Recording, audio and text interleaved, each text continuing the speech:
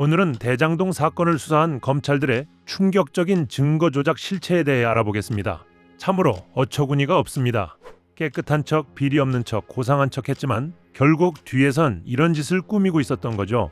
꽁꽁 숨겨져 찾아내기 어려웠던 진실을 뉴스타파 기자 출신 봉지욱이 해냈습니다. 정말 박수 쳐주고 싶은 일을 해냈습니다. 정치권에서 많이 듣지만 제대로 깊이 들어가진 않았던 대장동 개발 비리 사건, 그 중에서도 녹취록 조작 의혹에 대하여 알아보도록 하겠습니다. 구독과 좋아요 눌러주시고 오늘 영상 끝까지 시청해 주신다면 그 진실을 완벽하게 알아가실 수 있으실 겁니다. 먼저 대장동 사건의 전체적인 내용을 살펴보도록 하겠습니다.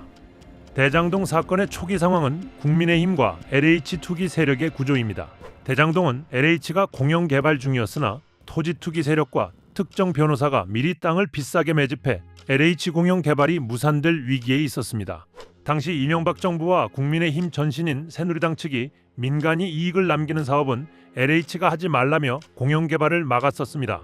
신영수 국민의힘 의원과 측근들은 민간 개발을 압박하고 그 중에서도 뇌물 의혹이 있었습니다. 이후 다행히 이재명 대통령이 당시 성남시장으로 당선이 되고 취임한 후 공영성 회복을 시도했고 토지 불로소득은 공공이 환수해야 한다는 원칙으로 대장동 개발을 공영 방식으로 추진했습니다. 그러나 당시 새누리당이 다수였던 성남시의회가 공영 개발을 위한 지방채 발행을 거부했고 도시공사를 통한 개발도 반대를 했습니다. 공영 개발을 조직적으로 막은 거죠. 하지만 여기서 포기할 이재명 대통령이 아니죠. 공영이 막히자 민간과 성남시 도시공사 참여의 민관 합동 방식으로 개발 구조를 전환했습니다. 여기서 중요한 지점이 등장합니다. 이 방식의 핵심은 바로 이것입니다. 성남시의 확정이익은 4,600억 원을 확정 보장하고 임대부지 1,800억 원을 추가 확보, 그리고 부동산 경기가 오르든 내리든 상관없이 분양이 다 되든 안 되든 상관없이 이 위험 부담은 모두 민간이 부담하는 것으로 정한 겁니다. 성남시의 입장에서는 손해볼 것 없는 이익 구조의 민관 합동 방식의 개발이었습니다. 입찰에는 대형 금융건설 컨소시엄이 참여를 했고 성남시에 가장 많은 이익을 보장하는 업체를 선택했습니다. 당시 2014년에서 2015년은 부동산 침체기고 미분양 대량 발생 시기라 성남시는 이익이 나든 손해가 나든 고정이익 확보 구조를 선택했습니다. 따라서 이후 부동산 폭등은 성남시에서 예측하지 못했던 상황입니다. 민간에 숨어있는 지분관계는 성남시가 알 수도 알 필요도 없는 지분관계이며 성남시의 확정이익이 보장되므로 민간 내부 지분 구조 이익 배분은 민간 문제이고 성남시 이익에는 영향이 전혀 없습니다. 추가로 성남시가 따로 부담시킨 공공사업이 있습니다. 사업지 외부 공공사업으로 1공단 공원과 터널 배수지 도로 확장 등을 성남시 예산으로 할 사업이지만 민간 측에 추가 부담시켰습니다. 이 부분 때문에 민간 측이 이재명 성남시장을 적대하게 됐고 깡패와 공산당 같은 막말을 했었습니다. 그렇다면 대장동이 실제로 누구의 비리 사업이었을까요? 총 4가지의 질문을 통해 알 수 있습니다. 첫째, 공영 개발을 막은 세력은 누구일까요? 당시 새누리당, 현 국민의힘입니다. 둘째, LH 공영 개발을 포기시킨 세력은 누구일까요? 당시 새누리당, 현 국민의힘입니다. 민간업자와 결탁하고 뇌물을 수수했던 자는 누구일까요? 당시 새누리당, 현 국민의힘입니다. 부동산 투기 세력에게 특혜가 돌아가게 구조를 만든 세력은 누구일까요? 당시 새누리당, 현 국민의힘입니다. 따라서 대장동은 국민의힘 적폐 사업이라고 볼 수 있습니다. 정리하자면 대장동 사업은 원래 국민의힘과 투기 세력이 LH 공공사업을 포기시켜 이익을 챙기려던 민간 특혜 사업이었고 이재명 당시 성남시장이 최소한의 공공이익인 4,600억 원과 공공기여사업을 확보해 최악의 민간 독식 구조를 막아낸 것이 핵심입니다. 따라서 당시 새누리당 현재 국민의힘은 공영개발을 방해했고 투기 세력을 비호하고 특혜 개발을 보장하면서 이후에는 대장동을 이재명 책임으로 뒤집어 씌우는 후안무치한 정치 공세를 하고 있다는 주장이 있습니다. 대장동은 성남시의 비리가 아니라 성남시가 비리를 막기 위해 싸운 것입니다.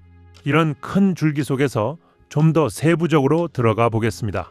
대장동 사건이 검찰로 넘어간 후 검찰 조사 과정에서 회계사 정영학 씨가 개발 사업 과정에서 얻은 대화를 녹음하고 이를 수사기관 및 재판부에 녹취록 형태로 제출을 했습니다.